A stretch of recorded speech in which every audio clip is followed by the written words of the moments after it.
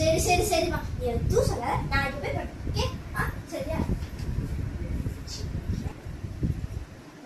என்ன வேலை பார்க்கலாம்? துணி மடிக்க சொல்லுவோம். பாப்பா போய் துணி மடிமா.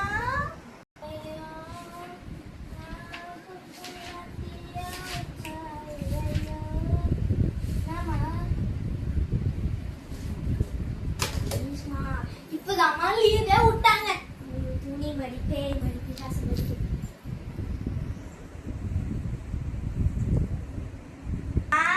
துணி மடிச்சிட்டமா.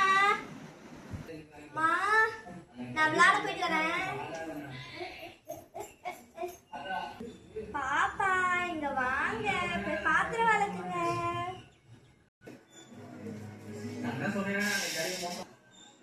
இதுக்கெல்லாம் காரணம் ஃபிளாஷ்பேக்.